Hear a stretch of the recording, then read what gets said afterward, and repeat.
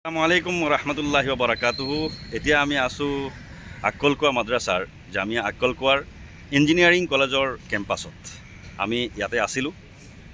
আমি অৱশ্যে যোৱাকালি এটা প্ৰগ্ৰাম কৰিছিলোঁ, যি 4জন ছাত্ৰ আমাৰ স্থানপ্ৰাপ্ত ছাত্ৰ আছিল, তেওঁলোকৰ দুজনৰ লগত আমি প্ৰগ্ৰাম কৰিছিলোঁ।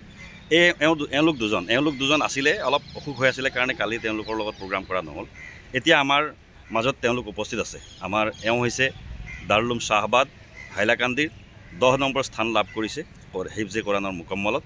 আৰু আমাৰ এখেত আব্দুৰ ৰহমান নগাঁৱৰ মাৰ্কজুল উলুম ও দাৱা হাতীপাৰাৰ ছাত্ৰ হয়। এখেতে হাদিছ বিভাগত 7ম স্থান লাভ কৰিছে, হিফজে হাদিছ বিভাগ। এতিয়া আমি উপস্থিত আছোঁ এই ইঞ্জিনিয়াৰিং কলেজ আমাৰ সন্মুখত আছে, জামিয়াৰ ইঞ্জিনিয়াৰিং এণ্ড মেনেজমেণ্ট কলেজ। আৰু আমি এতিয়া আচলতে ঘৰলৈ যাবলৈ সাজু হৈ আছোঁ, আমাৰ গাড়ী আহি পাব, গতিকে ভাবিলোঁ এইখিনিতে আমি প্ৰগ্ৰামটো কৰি লওঁ। এতিয়া আমি এওঁলোকৰ পৰা জানিব বিচাৰিম যে আক্কলকুৱাত যিহেতু প্ৰত্যেক বছৰেই এনেধৰণৰ যিটো মুছাবাকাতুল কোৰাণ প্ৰত্যেক বছৰ নহয়, প্ৰত্যেক 3 বছৰৰ মূৰে মূৰে হৈ থাকে। আমাৰ অসমৰ ছাত্ৰই ভাল ফলাফল দেখাবলৈ ইতিমধ্যে সক্ষম হৈছে, বহুত প্ৰশংসা কৰিছে। আৰু এটা ডাঙৰ কথা হৈছে কি, অসমৰ 4জনে একেলগে পাইছে, কিন্তু কোনো ৰাজ্যৰ 4জনে একেলগে স্থান লাভ কৰা নাই। আমি তেওঁলোকৰ পৰা অলপ জানিম আমাৰ ছাত্ৰসকলৰ কাৰণে, যে তেওঁলোকে ক'ব যে আমাৰ যে ছাত্ৰসকল যিসকল আহিব বিচাৰে, মানে হেৰিয়াত ভৱিষ্যতে তেওঁলোকে যে যদি আহিব বিচাৰে কোনোবাই, তেওঁলোকক কেনেকৈ পঢ়া শুনা কৰিবলৈ ক'ব, কেনেকৈ পঢ়িব লাগিব ছাত্ৰসকলে? ছাত্ৰসকলে পঢ়িব লাগে, মেইন আৰু দোৱাও লাগে। দোৱাটো ডাঙৰ কথা। মই সিদিনাখনৰ পৰা দেখি আছোঁ যে আমাৰ যিসকল উস্তাদ, যিসকল চৰপৰস্ত আহিছে, তেওঁলোকে অনলি খালি তেওঁলোকৰ কাৰণে দোৱা কৰিছে, তাহাজুদ পঢ়িছে, নামাজ পঢ়িছে, আৰু কান্দি কান্দি আল্লাহৰ ওচৰত দোৱা কৰিছে যে আল্লাহ আমাৰ ছাত্ৰসকলক যাতে স্থান লাভ কৰায়, কামিয়াব কৰায়। গতিকে দোৱাটো, পিতৃ মাতৃৰ দোৱা আৰু উস্তাদৰ দোৱাটো খুব প্ৰয়োজনীয়, নহয় জানো? আৰু মেহনত কেনেকৈ কৰিব লাগিব? মেহনতটো বহুত কৰিব লাগে, আৰু হুজুৰৰো মেহনত কিছু জৰুৰত আছে। হুজুৰসকলেও মেহনত কৰিব লাগিব, আৰু লগত ছাত্ৰও মেহনত কৰিব লাগিব।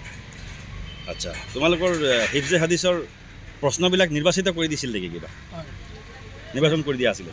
তাৰপিছত কেইটা প্ৰশ্ন হৈছে?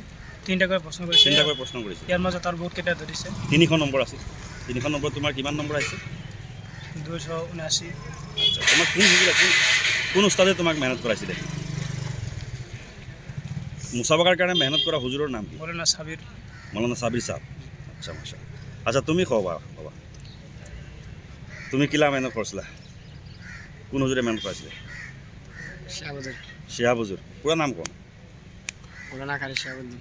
আচ্ছা, তো আগামী তোমার প্ল্যান কিটা? তুমি তো হাফিজ হয়ে গেছো, তোমার প্ল্যান কি? বড় আলিম হইতাম, দিনের দায়ী। বড় আলিম হইতা, দিনৰ দায়ী হইতা, মাশাআল্লাহ। তেওঁ কৈছে ডাঙৰ ভাল আলিম হ'ম আৰু দিনৰ দায়ী হ'ম, মাশাআল্লাহ। দিনৰ দায়ী হোৱাটো বহুত ডাঙৰ কথা।